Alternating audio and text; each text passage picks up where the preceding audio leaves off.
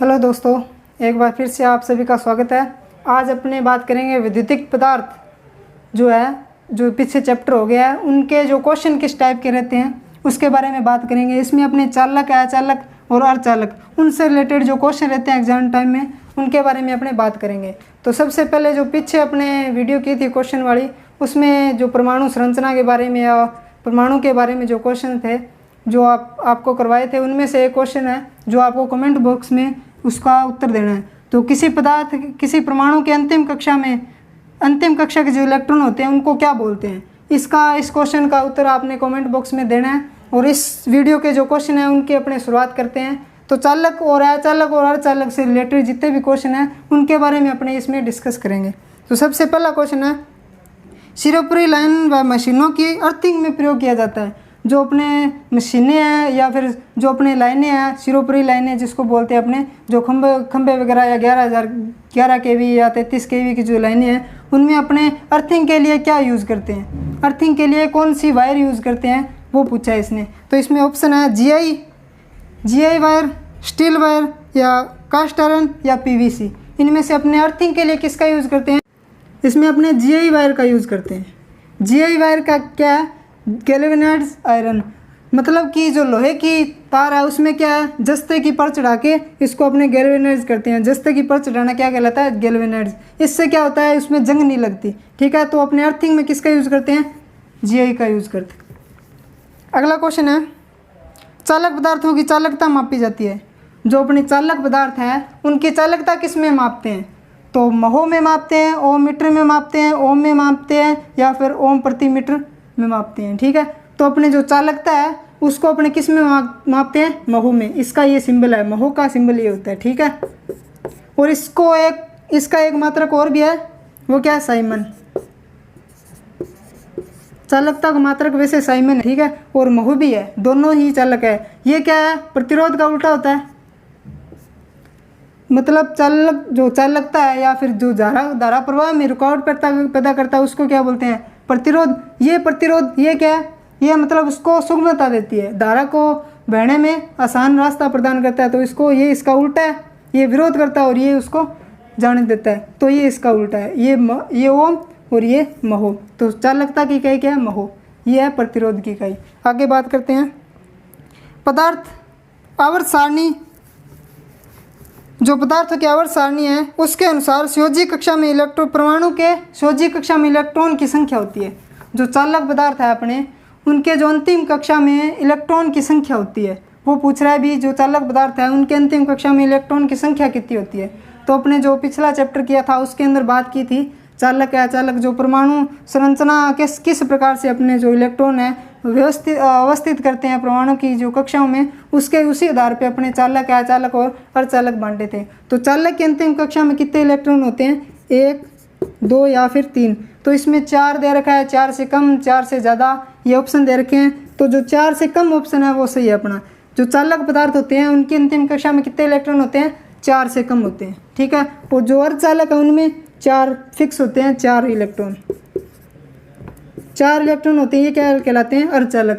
ठीक है, और जो 4 से लेके 7 तक या 4 से ऊपर बोल सकते हैं वो क्या होते हैं? अचालक कहलाते हैं।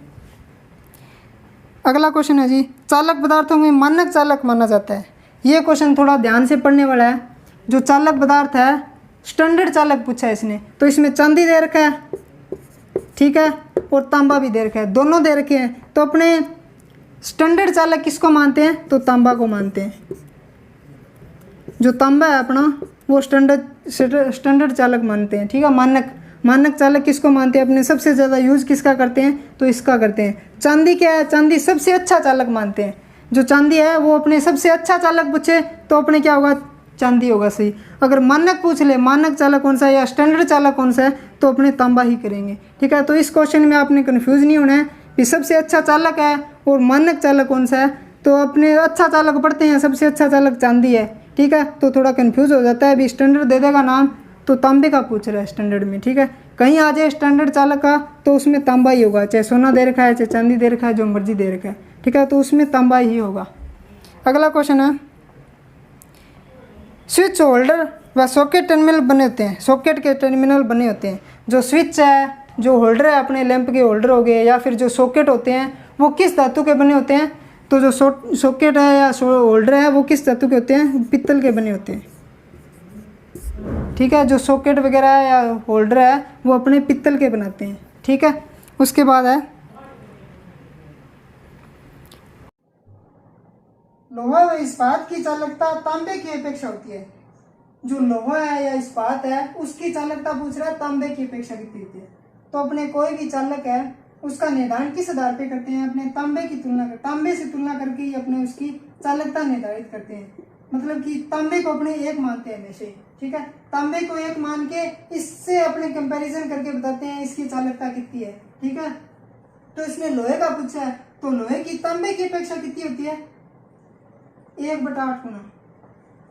ठीक है, मतलब कि अगर ये 8 है, इसकी चालकता 8 है, 8 मोह या साइमन जो भी माने अपने वो है, तो लोहे की कितनी होगी? 1 होगी। ठीक है, मतलब इससे तुलना करके पूछ रहा है, इसके कंपैरिजन में लोहा कितना चालकता है, कितने की धारा प्रवाहित कर सकता है। तो अगर तांबा अगर 8 एम्पीयर धारा प्रवाहित कर रहा है तो लोहा कितनी करेगा? 1 एम्पीयर ही करेगा। इसी प्रकार से इस क्वेश्चन को क्या पूछ लेता है, इसमें ऑप्शन भी बहुत कंफ्यूजन वाले हैं। इसमें पूछ लेगा लोहे की तुलना में तांबे की चालकता, तो लोहा कितना है? तांबा कितना है? 8, तब लोहा 1 एम्पीयर प्रवाहित करेगा। ठीक है, तो क्या हो गया? 8 गुना हो गया।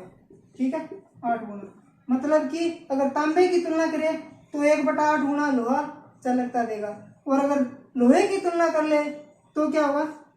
तांबा है जो 8 गुना अधिक चालकता देगा। ठीक है, इसमें थोड़ा कंफ्यूजन होता है किससे तुलना कर रहा है, और इसमें ऑप्शन भी थोड़ा दोनों दे रखे हैं, 8 भी दे रखा है और 1/8 भी दे रखा है। तो इसने किससे कंपैरिजन किया है वो चीज ध्यान रखनी है। उससे अगला क्वेश्चन है, लोहे को जंग से बचाने के लिए इस पर किसकी पर चढ़ाते हैं? अपने जो लोहा है उसको अपने जंग से बचाने के लिए इस पे अपने जो जस्ते की अपने पर चढ़ाते हैं, जस्ते की पर चढ़ाते हैं, जिसको अपने गैल्वेनाइड्स कहते हैं। ठीक है, गैल्वेनाइड, तो ये क्या है? जस्ते की पर चढ़ाना गैल्वेनाइड्स कहलाता है, और जो लोहा है उसको जंग से बचाने के लिए अपने जस्ते की क्या है? पर चढ़ाते हैं, उसी को अपने गैल्वेनाइड्स बोलते हैं। उपकरणों का थोड़ा सा अभाव है हमारे पास, तो मोबाइल वगैरह से आपको क्वेश्चन बता रहे हैं। अगला क्वेश्चन है, सोल्डरिंग में टिन की मात्रा बढ़ाने में सोल्डर होता है। जो अपने सोल्डर है उसमें टिन की अगर मात्रा बढ़ा दी, सोल्डर किस किस का मिश्रण होता है? तो टिन और शीशा का या लेड का। तो इसमें अगर अपने टिन की मात्रा बढ़ा दी, ठीक है, तो अपना जो सोल्डर है वो कैसा होगा? नरम होगा या जो कठोर होगा, या फिर इस पे कोई प्रभाव नहीं पड़ेगा? तो अपने अगर टिन की मात्रा बढ़ा रहे हैं अपने सोल्डर के अंदर, तो अपना जो सोल्डर है वो क्या होगा? नरम होगा। अगर अपने शीशे की मात्रा बढ़ा रहे हैं तो अपना क्या है? कठोर होगा। जो सोल्डर है वो अपना कठोर होगा। मतलब कि अगर 50% ये है, 40% टिन है और 60% जो है शीशा है, तो अपना थोड़ा कठोर होगा सोल्डर। अगर अपने इसमें 60% कर दिया और इसमें 40 कर दिया तो बहुत नरम हो जाएगा अपना जो सोल्डर है। ठीक है, मतलब जल्दी पिघल जाएगा। अगला क्वेश्चन है, प्राथमिक सेल का आधान पात्र बना होता है, जो कंटेनर होता है प्राथमिक सेल का कंटेनर किसका बना होता है? तो जो प्राथमिक सेल है उसका जो कंटेनर बना होता है वो जस्ते का बना होता है। अब इसमें अपने जो पीछे क्लास है उसमें आपको बताया होगा, लेड एसिड बैटरी का बताया है, जो अपने जो बेकिलाइट का या फिर जो एस्बेस्टस है उसका बनाते हैं। लेकिन जो प्राथमिक सेल है उसका अपने किसको, जो कंटेनर है वो किसका बनाते हैं? जस्ते का बनाते हैं। ठीक है,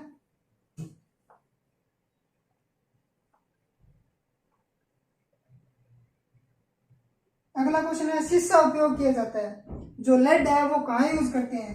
तो सेकेंडरी सेल में करते हैं, केबल में शीट के रूप में करते हैं, सेल कंटेनर में करते हैं, सभी में करते हैं। तो शीशे का यूज है अपने सेकेंडरी सेल में भी करते हैं, जो लेड एसिड बैटरी है अपने उसमें करते हैं, और जो अपने केबल है उन पे जो इंसुलेशन चढ़ाते हैं उसके अंदर भी अपने क्या है? जो लेड है उसका यूज करते हैं। तो 2 ऑप्शन सही हो गए, मतलब कि तीसरा तो सही है, क्योंकि अपने पास ऑप्शन चौथा दे रखा है सभी, तो 2 सही है तो तीसरा अपने आप सही होता है। ये भी थोड़ी एक ट्रिक मान सकते हैं अपने कि अगर अपने को 2 ऑप्शन सही पता है और तीसरे में चौथे में सभी दे रखा है तो अपने उस सभी को सही करेंगे। अगला क्वेश्चन है, एक अच्छे अचालक में गुण होने चाहिए। जो अच्छा है चालक है, चालक के भी गुण है और अचालक के गुण है। तो जो अपने यहाँ पूछ रहा है अच्छा जो अचालक है उसमें क्या क्या गुण होने चाहिए, तो उसमें क्या होना चाहिए, प्रतिरोध उसका उच्च होना चाहिए, उसमें डाइलेक्ट्रिक स्ट्रेंथ है वो भी उच्च होनी चाहिए, और जो उसका प्रतिरोध है मतलब डाइलेक्ट्रिक स्ट्रेंथ और बी और जो सी दे रखा है वो दोनों सेम है, सेम से है मतलब थोड़ा लैंग्वेज चेंज करिए।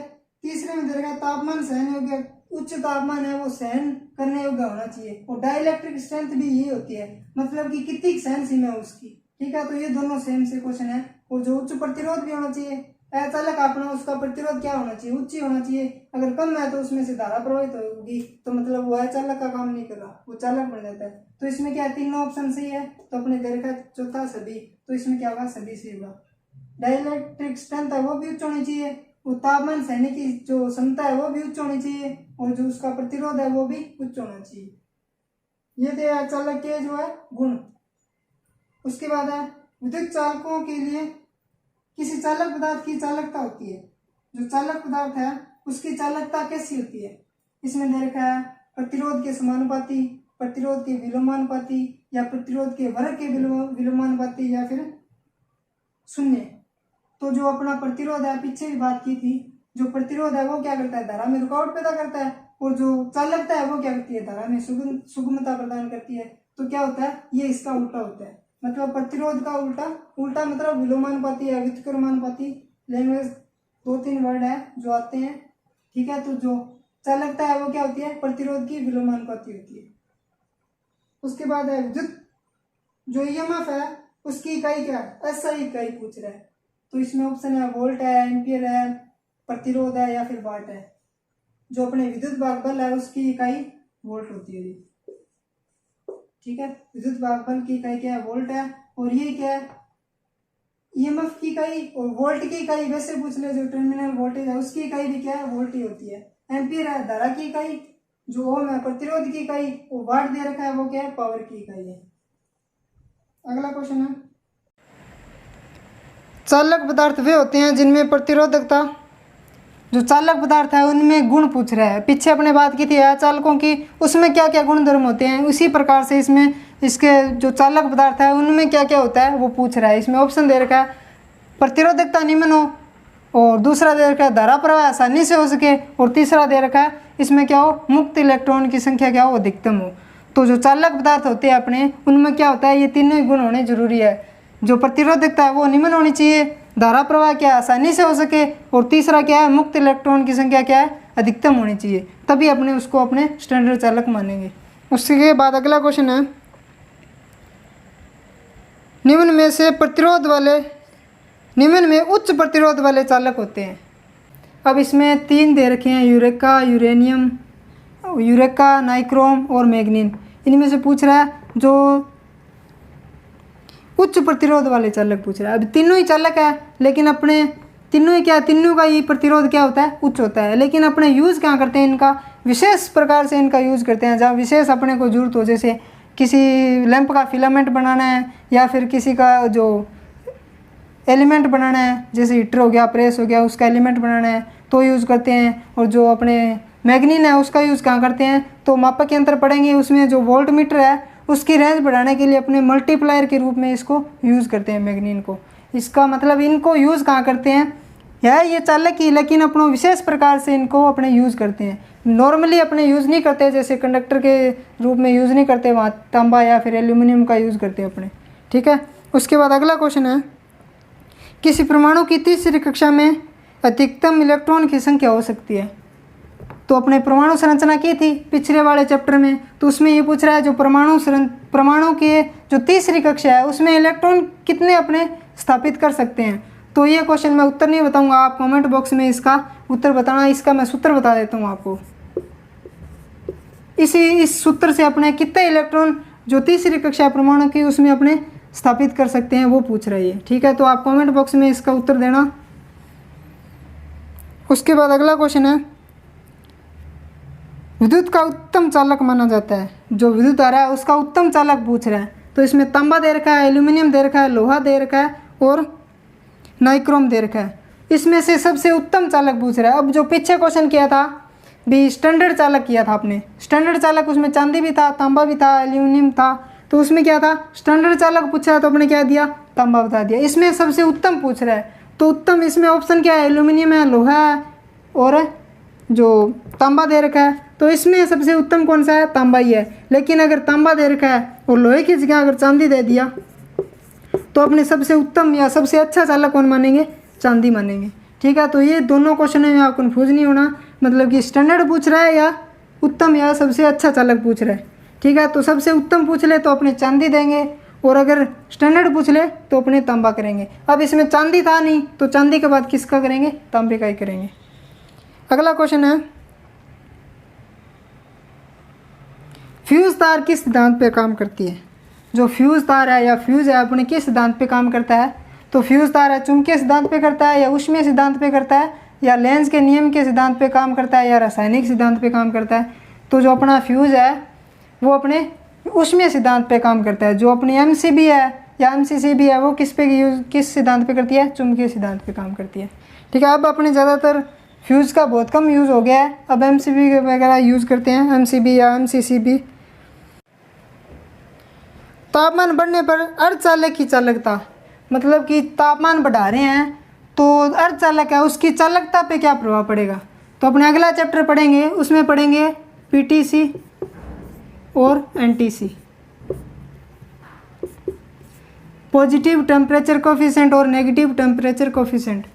मतलब कि तापमान बढ़ा रहे पर चालक, अचालक और अर्धचालक उसकी चालकता पे क्या प्रभाव पड़ेगा या उसके प्रतिरोध पे क्या प्रभाव पड़ेगा। प्रतिरोध का पूछता है मेनली क्वेश्चन, ज़्यादातर आता है जो अपने पीटीसी या एनटीसी है उसमें क्या है, अपने तापमान बढ़ा रहे हैं तो उस पर उसके प्रतिरोध चालक है, अर्धचालक है या अचालक है, उनके प्रतिरोध, उनकी चालकता पे या उनके प्रतिरोध पे क्या प्रभाव पड़ रहा है, उससे क्वेश्चन पूछता है। लेकिन इसमें क्या पूछा है, अगर अर्धचालक है तो उसके अगर उस पर अपने तापमान बढ़ा रहे हैं तो उसकी चालकता पे क्या प्रभाव पड़ेगा। मतलब प्रतिरोध का नहीं पूछा, चालकता का पूछा है। तो क्या होता है, पीटीसी में क्या होता है, मतलब कि तापमान बढ़ाने पर, पीटीसी मतलब कि पॉजिटिव, मतलब कि तापमान बढ़ा रहे हैं तो इसके प्रतिरोध क्या है, प्रतिरोध भी बढ़ रहा है। तापमान बढ़ाया तो उसका प्रतिरोध भी क्या है, बढ़ रहा है, मतलब पॉजिटिव है, मतलब प्लस में चल रहा है। अगर प्रतिरोध बढ़ा रहे हैं तो तापमान बढ़ा रहे हैं तो प्रतिरोध भी क्या है, बढ़ रहा है। और एनटीसी का मतलब है कि अपने तापमान बढ़ा रहे हैं लेकिन प्रतिरोध पे क्या हो रहा है, घट रहा है प्रतिरोध। ठीक है, तो इसमें पूछ रहा है जो अपना अर्धचालक है उस पे अपने तापमान बढ़ाएंगे तो उसकी चालकता पे क्या प्रभाव पड़ेगा। तो इसमें क्या है, अगर जो अचालक और अर्धचालक है उसमें क्या अपने टेम्परेचर बढ़ाते हैं तो उसकी प्रतिरोधकता क्या होती है, घटती है। अगर उस पर अपने तापमान बढ़ा रहे हैं तो उसकी प्रतिरोधकता क्या है, घटेगी। लेकिन इसने क्या पूछा, चालकता पे क्या प्रभाव पड़ेगा। तो उसका तापमान बढ़ाएंगे तो प्रतिरोध घट रहा है तो मतलब क्या होगा, चालकता बढ़ेगी। तो इसने पूछा अपने चालकता कैसी होगी। तो इसकी अपने अगर अर्धचालकों की अपने अगर तापमान बढ़ा रहे हैं तो उसकी चालकता पे क्या प्रभाव पड़ेगा, बढ़ेगा, चालकता है जो बढ़ेगी। अब इसी में पूछ ले जो चालक पदार्थ है उसमें अगर अपने तापमान बढ़ा रहे हैं तो उसकी चालकता पे क्या प्रभाव पड़ेगा। अगर तापमान बढ़ाएंगे तो उसकी चालकता क्या है, घटेगी। ठीक है, तो इस प्रकार से ज़्यादा इसमें प्रतिरोध पे क्वेश्चन पूछते हैं, लेकिन ये अर्धचालक का पूछ लिया, इसकी चालकता पे क्या प्रभाव पड़ेगा। इसी प्रकार अगर अचालक दे दे उसमें भी क्या है, अपने अगर उसका तापमान बढ़ा रहे हैं तो उसकी चालकता है वो क्या है, बढ़ेगी साथ में। अगला क्वेश्चन है, विद्युत लाइनों के इंसुलेटर किस मटेरियल के बने होते हैं। जो विद्युत लाइनें हैं जो 11 केवी या 33 केवी की है उनमें जो इंसुलेटर लगे होते हैं वो किसके बने होते हैं, पोर्सलिन, माइका या फिर एस्बेस्टस या बेकिलाइट, किसके बने होते हैं। जो अपने इंसुलेटर होते हैं 11 केवी या 33 केवी की जो लाइनें हैं उनमें जो इंसुलेटर है वो किसके होते हैं, पोर्सलिन के बने होते हैं। ठीक है, बेकिलाइट के क्या बनते हैं, बेकिलाइट के जो अपने घरों में स्विच या सॉकेट वगैरह होते हैं, होल्डर वगैरह है वो क्या होते हैं, बेकिलाइट के बने होते हैं। माइका अपने जो मोटर है, जनरेटर पढ़ेंगे उसके अंदर जो कम्यूटेटर है उनके बीच में जो अचालक पदार्थ भरा होता है वो क्या होता है, माइका होता है। और भी यूज़ होता है। और जो एस्बेस्टस है उसका यूज़ क्या करते हैं, जो प्रेस है, हीटर है, उनके अंदर इसका यूज़ करते हैं अपने। अगला क्वेश्चन है, एक अच्छे चालक की विशेषता होती है। पीछे किया था ये क्वेश्चन, जो एक चालक है, अच्छा चालक है, उसकी विशेषता क्या है। सस्ता होना चाहिए, ठीक है, धारा प्रवाह आसानी से हो सके, तनन सामर्थ्य अधिक होनी चाहिए, ठीक है, या फिर ये सभी। जो तनन सामर्थ्य की बात करें, सस्ता होना चाहिए या धारा आसानी से प्रवाहित हो सके, ये दोनों अपने पढ़ चुके हैं। तनन सामर्थ्य का मतलब क्या है? जो तनन सामर्थ्य से मतलब है कि कोई भी चालक है उसकी जो है पतली तारें खींच सके। तनन सामर्थ्य ये गुण मान सकते हैं अपने, किसी कोई भी चालक है उसमें ये गुण होना चाहिए कि भी अपने उससे बहुत पतली पतली तारें खींच सके, ये होता है तनन सामर्थ्य, ठीक है, ये एक प्रकार का गुण है।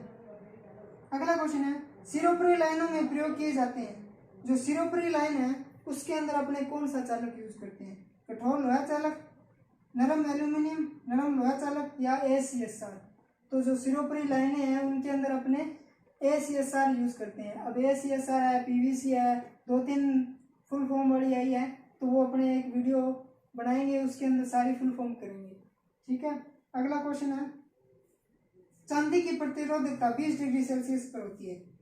जो चांदी की अपने एक सारणी बनाई थी उसमें क्या है, क्वेश्चन भी 20 डिग्री सेल्सियस पे ही आता है। 20 डिग्री सेल्सियस से मतलब है कि जो सामान्य तापक्रम है उसके अंदर चालक पदार्थ है उनकी जो प्रतिरोधकता, विशिष्ट प्रतिरोध है, वो कितना होता है, वो चीज पूछ रहा है, ठीक है। इसमें अपने एक सारणी की थी पिछले वाले वीडियो में, उसके अंदर चांदी है, तांबा है, सोना है, एल्यूमिनियम है, उनकी चालकता बताई थी आपको। तो इसके अंदर चांदी की प्रतिरोधकता है वो पूछ रहे हैं। इसमें दे रखा है 1 number option 1.724 micro ohm semi, या फिर दूसरा है 1.64 इंटू 10⁻⁻6 या माइक्रो ओम सेमी। तो इसके अंदर जो 1.64 या 64 या यहाँ पे 62 भी आ सकता है, ठीक है। इसमें थोड़ा बहुत चेंजिंग होता है, ज़्यादा नहीं होता। 1.62 आता है या फिर 1.64 आता है, ठीक है। ये क्या है, चांदी की प्रतिरोधकता होती है 20 डिग्री सेल्सियस पर। 20 डिग्री सेल्सियस पर चांदी की जो प्रतिरोधकता है वो कितनी है, 1.62 माइक्रो ओम सेमी या माइक्रो ओम मीटर भी बोलते हैं।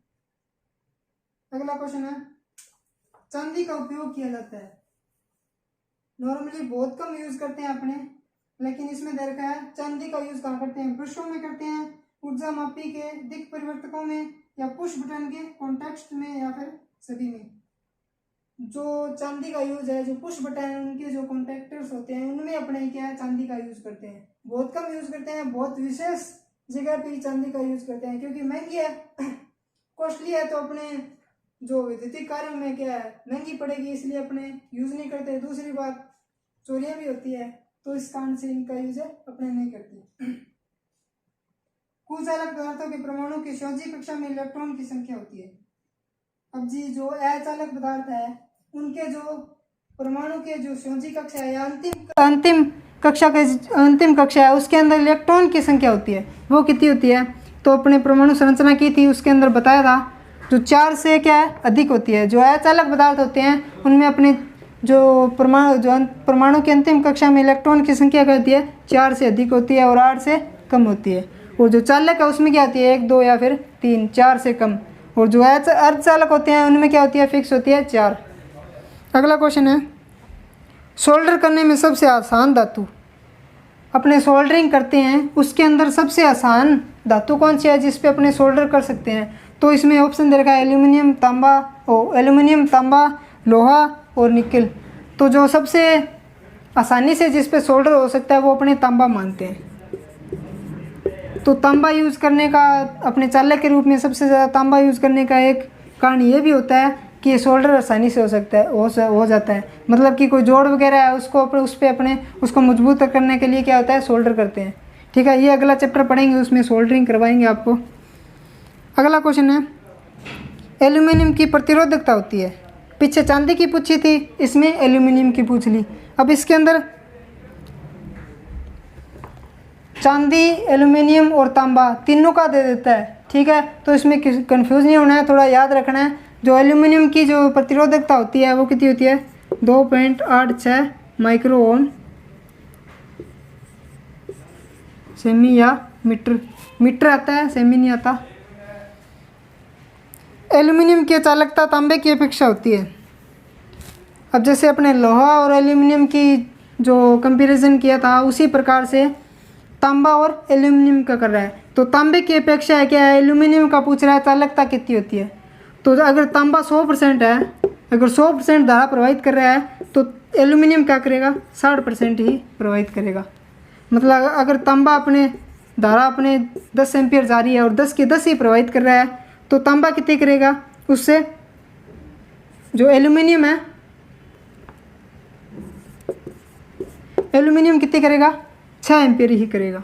ठीक है, अगर तांबा 10 एम्पियर प्रवाहित कर रहा है तो एल्यूमिनियम वही धारा कितनी करेगा, 6 एम्पियर करेगा, उसी साइज़ का जो कंडक्टर है। ठीक है, इसमें ये कंपैरिजन पूछता है कि तांबे की अपेक्षा जो एल्यूमिनियम है वो धारा कितनी प्रवाहित कर रहा है, तो तांबे से कम कर रहा है। ठीक है, 60%, मतलब अगर तांबा 100 है तो एल्यूमिनियम 60%। अगला है जी, एल्यूमिनियम तांबे की अपेक्षा भार में होता है। पीछे पूछा था चालकता में कैसा होता है एल्यूमिनियम, तो इसमें पूछ रहा है जो एल्यूमिनियम है तांबे की अपेक्षा भार में कैसा होता है। तो भार में क्या है, 3 गुना कम होता है। मतलब अगर तांबा 3 गुना भारी है, 3 kg का है, तांबा अगर 3 kg है तो एल्यूमिनियम क्या होगा, 1 kg होगा। ठीक है, और इसी प्रकार उल्टा भी पूछ सकता है, एल्यूमिनियम की अपेक्षा तांबा कितना भारी है, तो एल्यूमिनियम से कंपैरिजन करेंगे तो तांबा क्या होता है, 3 गुना ज़्यादा भारी होता है। ठीक है, मूल्य में भी ये 4 गुना या ज़्यादा, इसका 3-4 गुना ज़्यादा लगता है। ठीक है, तांबे का। तो ये हो गया आज के क्वेश्चन। इसके अपने और करेंगे क्वेश्चन अगले वीडियो में। तो ये वीडियो अगर अच्छी लगी है लाइक शेयर और कमेंट करें, और आगे भी अगर आगे आपने वीडियो चाहिए तो अपने चैनल को सब्सक्राइब करें और बेल आइकन ज़रूर प्रेस करें ताकि आने वाले वीडियो की नोटिफिकेशन आपको मिल सके। धन्यवाद।